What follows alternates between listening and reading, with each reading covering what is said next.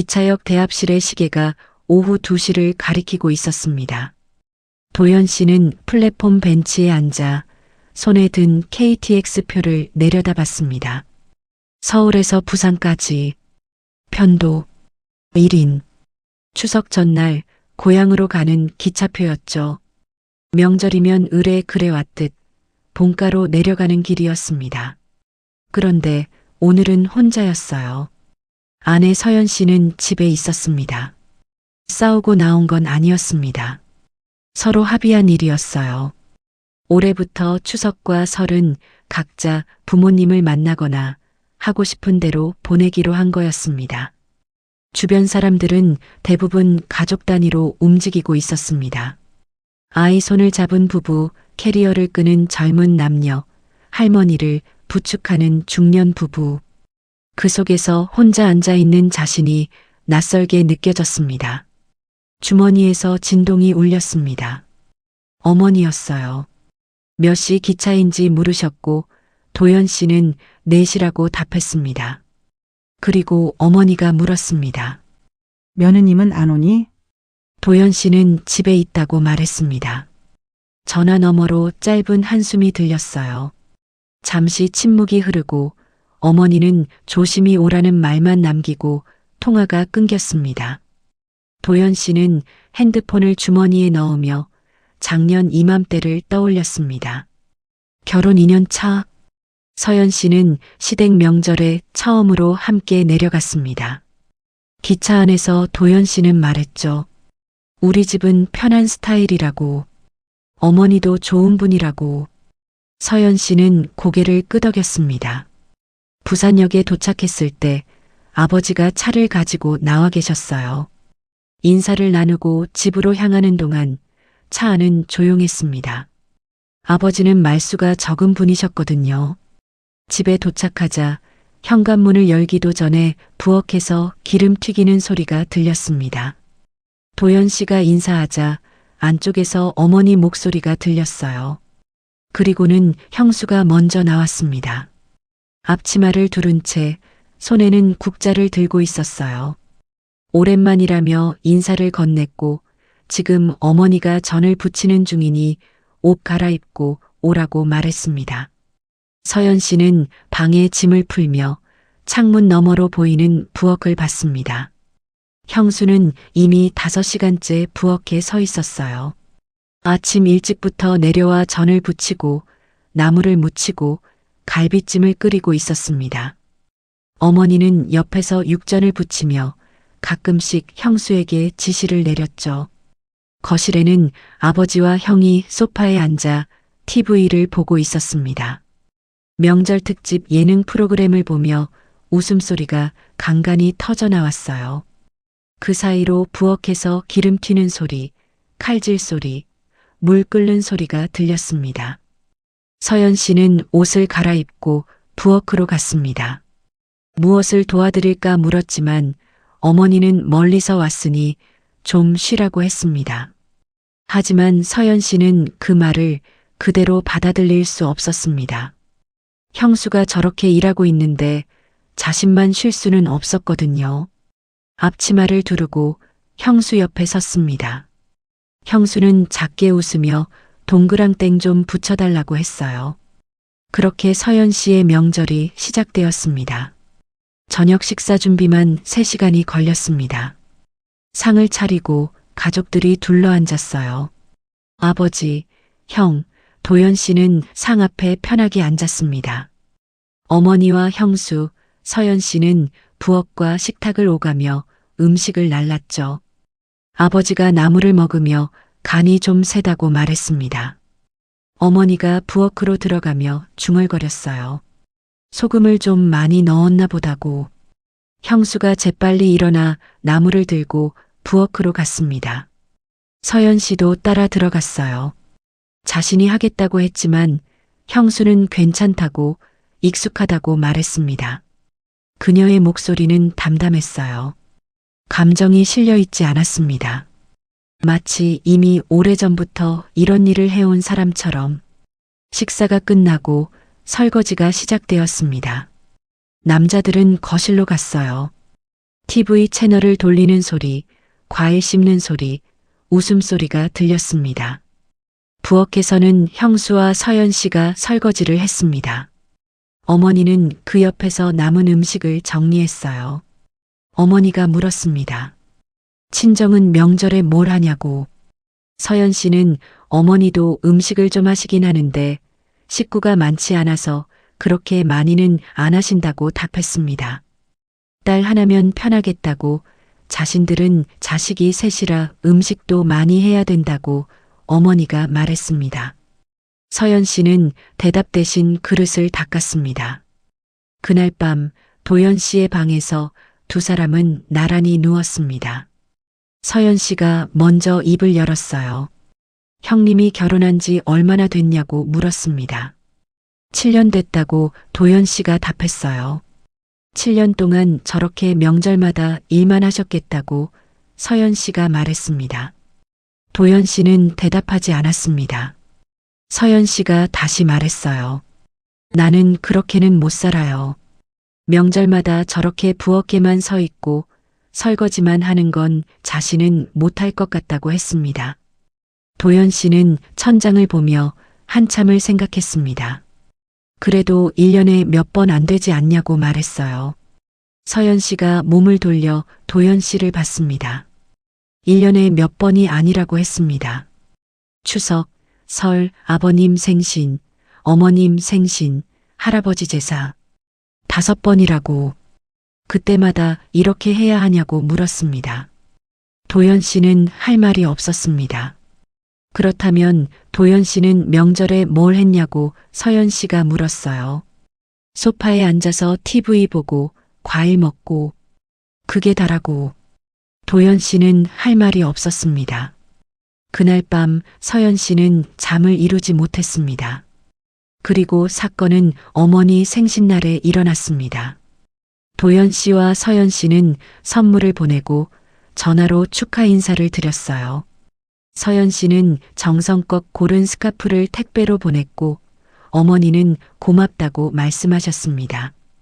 그런데 그날 오후 단체 카톡방에 사진 한 장이 올라왔습니다. 도연 씨와 서연 씨가 함께 있는 가족 카톡방이었어요. 사진 속에는 테이블 가득 차려진 음식들이 보였습니다. 갈비찜, 잡채, 각종 전, 샐러드, 그리고 중앙에 생일 케이크, 화려한 상차림이었죠. 사진 밑에 어머니의 메시지가 있었습니다. 미진이네는 며느리가 이렇게 차려줬다네. 서연 씨는 그 메시지를 보고 핸드폰을 내려놨습니다. 도연 씨가 옆에서 왜 그러냐고 물었어요. 아무것도 아니라고 서연 씨가 말했습니다. 하지만 그녀의 표정은 굳어 있었습니다. 카톡방에 일이 사라진 걸 보니 서연 씨도 메시지를 읽은 듯 했습니다. 하지만 그녀는 아무 답장도 하지 않았어요. 도연 씨는 점심시간에 어머니에게 전화를 걸었습니다.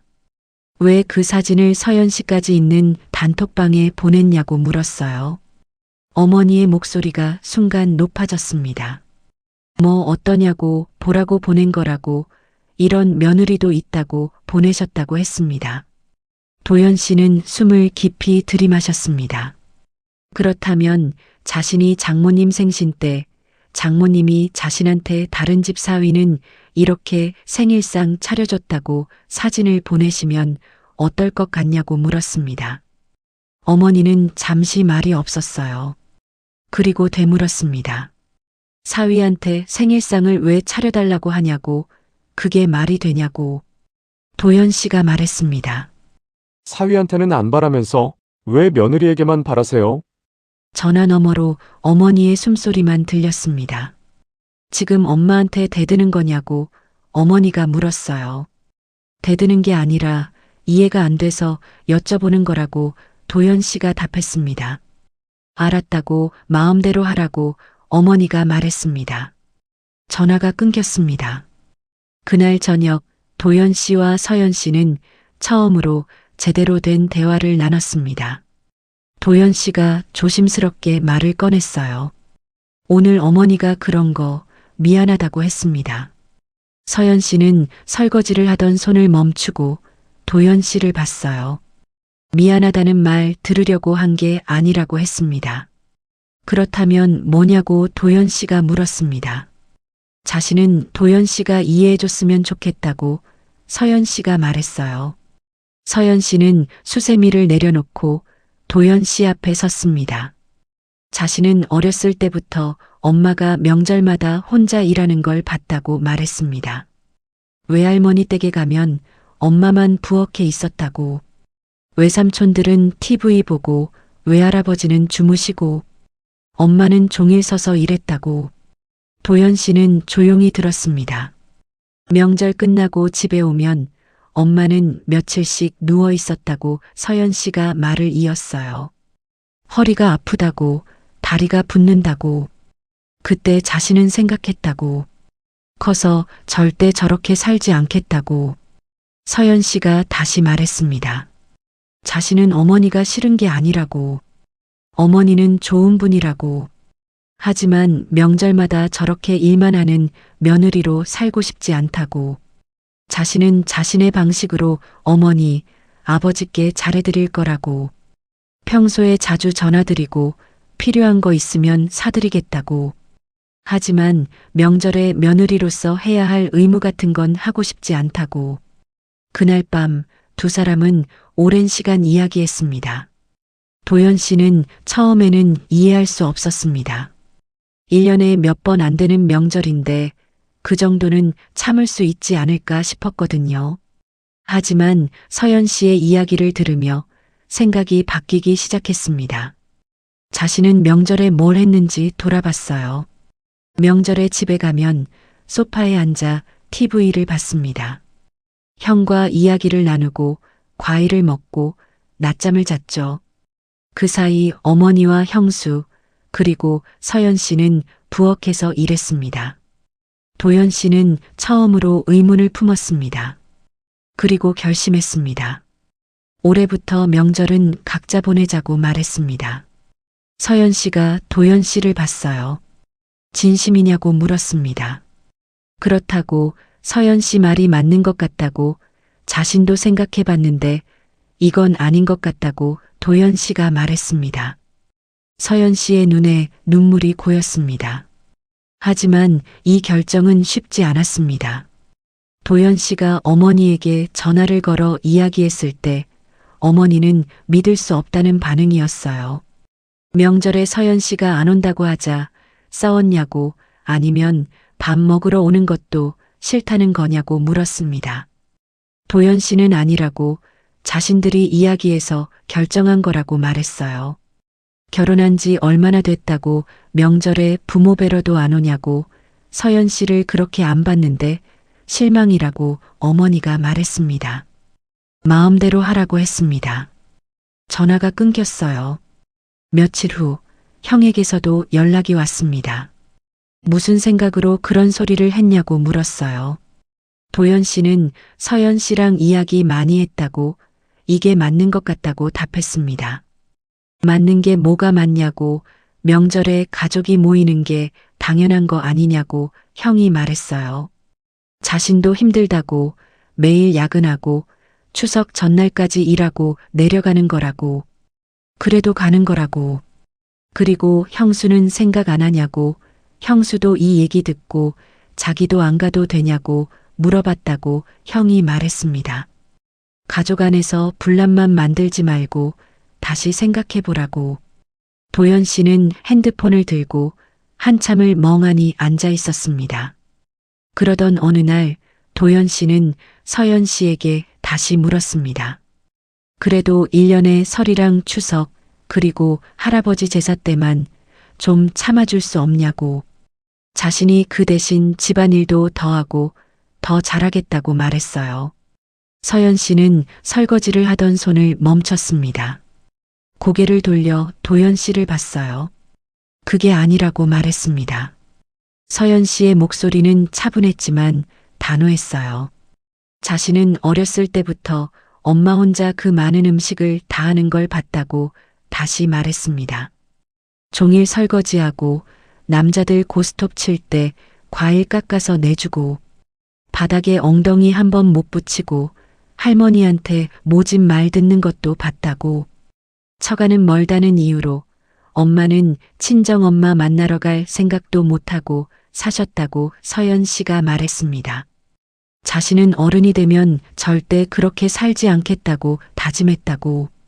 명절에 안 가더라도 자신은 자신의 방식으로 어머니, 아버지께 잘해드릴 거라고. 이해해달라고. 도연 씨는 더 이상 아무 말도 할 수 없었습니다. 그날 밤 도연 씨는 혼자 생각했습니다. 자신은 명절에 처가에 가면 황송할 정도로 대접받았어요. 장모님은 그를 위해 특별한 음식을 준비했고 편하게 쉬라고 했죠. 그런데 서연 씨는 시댁에 가서 일만 했습니다. 가족 모임이라면 모두가 행복해야 하는 게 아닐까? 지금까지 자신은 어머니가 명절마다 힘들게 음식하고 설거지하는 걸 당연하게 생각했거든요. 마음속으로 어머니께 미안하다고 중얼거렸습니다. 하지만 동시에 깨달았어요. 자신은 서연 씨의 편이 되어야 한다는 것을. 그는 서연 씨의 의견을 존중하기로 결정했습니다. 쉬운 결정은 아니었습니다. 부모님께 죄송했고 형에게도 미안했어요. 하지만 이것이 옳은 길이라고 도연 씨는 믿었습니다. 그렇게 첫 번째 명절이 왔습니다. 도연 씨는 혼자 기차를 탔습니다. 서연 씨는 집에 남았어요.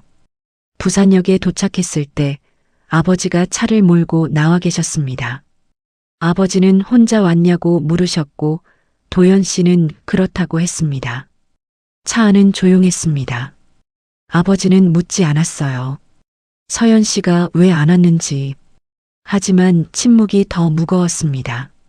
집에 도착하자 현관문을 열기도 전에 기름 냄새가 났어요. 도연 씨가 인사하자 부엌에서 어머니 목소리가 들렸습니다. 왔다고, 어서 들어오라고 했어요. 거실에는 형이 소파에 앉아 TV를 보고 있었습니다. 명절 특집 프로그램을 보며 웃고 있었죠. 부엌에서는 어머니와 형수가 전을 부치고 있었습니다. 도연 씨는 부엌으로 갔습니다. 무엇을 도와드릴까 물었어요. 어머니는 쳐다보지도 않고 괜찮다면서 형이랑 이야기나 하라고 했습니다. 아니라고, 자신이 하겠다고 도연 씨가 말했어요. 도연 씨는 앞치마를 두르고 부엌에 섰습니다. 어머니가 놀란 얼굴로 도연 씨를 봤어요. 뭘 할 줄 아냐고 물었습니다. 배우면 된다고 도연 씨가 답했습니다. 도연 씨는 형수 옆에 섰어요. 형수가 작게 웃으며 이거 좀 붙여보라고 했습니다. 도연 씨는 서툴게 전을 붙이기 시작했습니다. 어머니는 그 모습을 보며 아무 말도 하지 않았어요. 하지만 그녀의 눈에는 복잡한 감정이 어려 있었습니다. 저녁 식사 시간. 상을 차리고 가족들이 둘러앉았습니다. 아버지, 형은 편하게 앉았어요. 어머니와 형수, 그리고 도연 씨가 음식을 날랐습니다. 형이 도연 씨를 보며 물었어요. 무슨 일이냐고, 갑자기 부엌 일까지 다 하냐고. 형도 좀 도우라고 도연 씨가 말했습니다. 형수가 얼마나 힘든데 그러냐고. 형은 뭐라고 되묻고는 할 말을 잃었습니다. 식사가 끝나고 도연 씨는 설거지를 했어요. 형수가 옆에서 그를 봤습니다. 고맙다고 말했어요. 형수야말로 고생 많으시다고 도연 씨가 답했습니다. 형수는 아무 말도 하지 않았습니다. 하지만 그녀의 눈에는 눈물이 고여 있었어요. 그날 밤 도연 씨는 혼자 방에 누워 생각했습니다. 서연 씨가 옳았다는 것을, 명절이 왜 힘든지, 누군가는 일만 하고 누군가는 쉬기만 하는 이 구조가 얼마나 불공평한지. 그 이후로 도연 씨와 서연 씨는 매년 명절을 각자 보냈습니다. 도연 씨는 혼자 부모님을 찾아뵙고 서연 씨는 자신의 방식으로 시간을 보냈어요. 때로는 친정에 가기도 했고 때로는 집에서 쉬기도 했습니다. 처음에는 어색했어요. 어머니는 며느리가 오지 않는 것에 대해 서운해했습니다. 형도 불편해했어요. 하지만 시간이 지나며 조금씩 받아들이기 시작했습니다. 도연 씨가 부엌에서 일하는 모습을 보며 어머니는 생각했습니다. 자신이 며느리에게 너무 많은 걸 바랐나? 그녀는 자신도 며느리였던 시절을 떠올렸어요. 시어머니 밑에서 일하던 그 시절, 한 번도 불평하지 못했던 그 시간들, 자신은 당연하다고 생각했는데 어머니는 조용히 깨달았습니다. 자신이 힘들었던 만큼 며느리들도 힘들었다는 것을. 그렇게 몇 년이 흘렀습니다. 어느 해 추석, 어머니는 도연 씨에게 전화를 걸었어요. 올해는 집에 안 와도 된다고 말했습니다. 도연 씨는 말문이 막혔어요. 쉬라고, 서연 씨랑 둘이서 여행이라도 가라고 어머니가 말했습니다. 도연 씨가 어머니라고 불렀지만 어머니는 말을 이었어요. 자신도 이제 나이가 들어서 그런가 명절 음식 하는 게 너무 힘들다고. 올해는 그냥 아빠랑 둘이 조용히 지낼까 한다고. 도연 씨는 자신이 내려가서 도와드리겠다고 말했습니다. 아니라고, 괜찮다고, 너희들도 쉬라고 어머니가 말했어요. 전화를 끊고 도연 씨는 한참을 멍하니 앉아 있었습니다. 서연 씨가 옆에서 무슨 일이냐고 물었어요. 어머니가 올해는 집에 오지 말래 하고 도연 씨가 답했습니다. 서연 씨는 정말이냐고 되물었어요. 그렇다고 어머니도 힘드셨나 보다고 도연 씨가 말했습니다. 서연 씨는 조용히 도연 씨의 손을 잡았습니다. 그해 추석, 어머니와 아버지는 집에서 조용히 명절을 보냈습니다. 음식은 간단하게 준비했어요. 저는 부치지 않았고 차례상도 차리지 않았습니다. 대신 두 사람은 오랜만에 외식을 했습니다. 식당에서 밥을 먹으며 아버지가 물었어요. 괜찮냐고. 어머니는 뭐가 괜찮냐고 되물었습니다. 자식들 안 보고 지내는 거 말이라고 아버지가 답했어요. 어머니는 잠시 생각하다가 말했습니다. 괜찮다고. 이것도 나쁘지 않다고. 아버지는 고개를 끄덕였습니다. 식사를 마치고 집으로 돌아오는 길, 어머니는 생각했어요. 이제 좀 편하네. 명절이 끝나도 며칠씩 누워있지 않아도 됐습니다. 허리도 덜 아팠고 다리도 덜 부었어요. 그날 밤 어머니는 도연 씨에게 문자를 보냈습니다. 엄마도 이제 편하게 지내려고. 그리고 너희들도 행복하게 살라고 덧붙였습니다. 도연 씨는 그 문자를 보고 눈물이 났습니다. 시간은 계속 흘렀습니다. 명절의 풍경도 조금씩 바뀌어 갔어요. 2024년 한 통신사에서 실시한 설문조사 결과가 발표되었습니다. 응답자 10명 중 4명만이 추석 연휴에 고향을 방문할 예정이라고 답했습니다. 그리고 차례를 지낸다는 응답은 40.6%, 지내지 않는다는 응답은 59.4%였어요. 전통적인 명절 의례를 따르는 가정이 절반도 되지 않았습니다. 추석이 기대되냐는 질문에 기대되지 않는다는 답변이 62.6%였어요. 이유로는 소비와 지출이 부담된다는 응답이 가장 많았고 명절 노동이 걱정된다는 답도 적지 않았습니다. 이 통계에는 각자의 집안 사정이 들어 있습니다. 한 여성은 결혼 생활 40년 동안 명절마다 부엌에서 살았습니다. 설과 추석은 기본이었습니다. 제사까지 겹치면 한 해에 5번이 넘었습니다. 얼굴도 제대로 못 본 윗대 조상 제사까지 준비해야 했고 상 위에 올라가는 음식은 늘 같은 방식으로 만들어야 했습니다. 그 시간 동안 그는 한 번도 불평하지 않았습니다.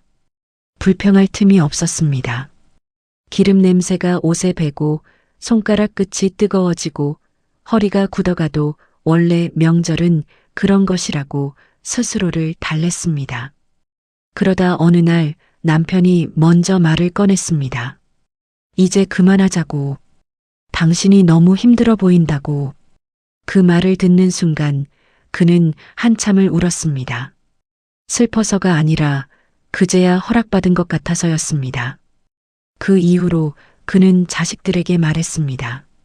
명절에 오지 말라고. 각자 쉬자고요. 또 다른 집은 명절을 배송으로 바꿨습니다. 결혼 7년 차가 되어서야 며느리는 더는 못하겠다고 마음먹었습니다. 전 부치고 나물 무치고 잡채 볶고 설거지까지 하루가 통째로 사라지는 날들을 더는 반복할 수 없었습니다. 가족들은 상의 끝에 차례 음식 세트를 주문했습니다. 처음엔 반대가 컸습니다. 음식은 정성이라는 말이 나왔고 그런 걸로 차례를 지내면 조상님이 서운해하신다는 말도 나왔습니다. 하지만 몇 번 지나고 나서 분위기가 달라졌습니다. 힘든 사람이 줄어들자 말수가 줄었습니다.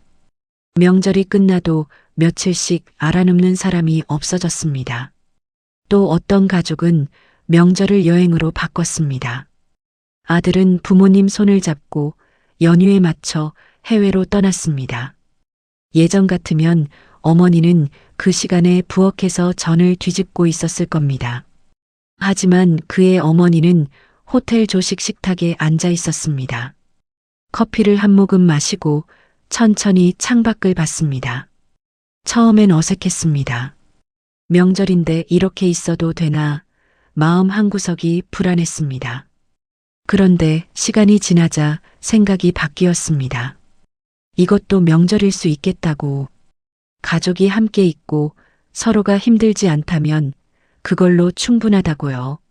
세 가지 이야기는 전혀 달라 보이지만 결론은 같습니다. 명절의 의미가 바뀌고 있다는 것입니다. 가족의 방식도 달라지고 있다는 것. 이제 명절은 무조건 모여야 하는 날이 아니라 서로를 덜 힘들게 하는 선택을 고민하는 날이 되어가고 있습니다. 이런 변화 속에서 도연 씨의 명절도 조금씩 달라지고 있었습니다. 이제 다시 그의 이야기로 돌아가 보겠습니다. 이번 설에도 도연 씨는 또다시 혼자 기차를 탔습니다. 하지만 이번에는 마음이 조금 달랐는데요. 예전처럼 죄책감이 들지 않았습니다. 서연 씨에게 미안하지도 않았어요. 이것이 그들 부부의 선택이었고 그 선택을 존중하기로 했기 때문입니다.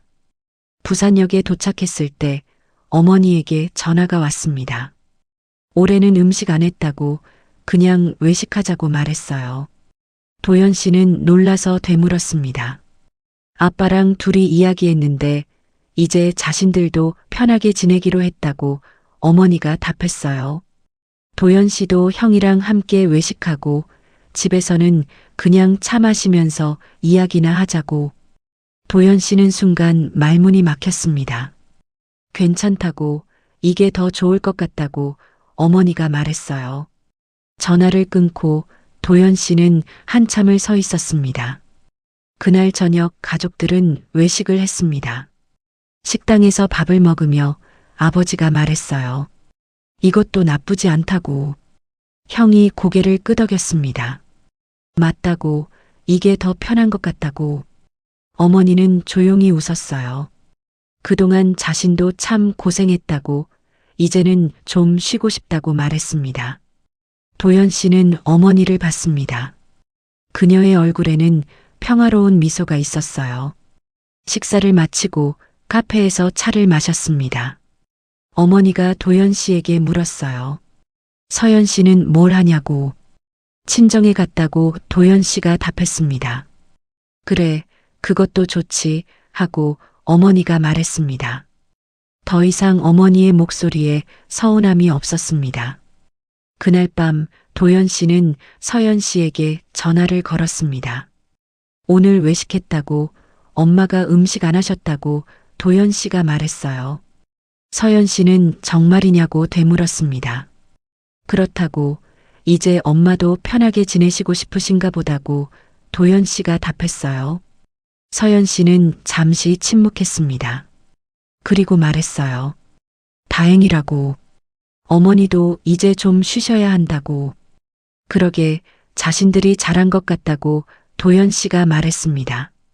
두 사람은 한동안 말없이 전화기를 들고 있었습니다. 그 침묵 속에는 서로에 대한 이해와 앞으로에 대한 희망이 담겨 있었어요. 지금도 전국 곳곳에서 수많은 가족들이 명절을 맞이하고 있습니다. 어떤 가족은 여전히 전통적인 방식으로 명절을 보냅니다. 큰 상을 차리고 온 가족이 모여 제사를 지냅니다. 어떤 가족은 새로운 방식을 선택합니다. 외식을 하거나 여행을 떠나거나 각자의 방식으로 명절을 보내요. 어떤 방식이 옳다고 말할 수 없습니다.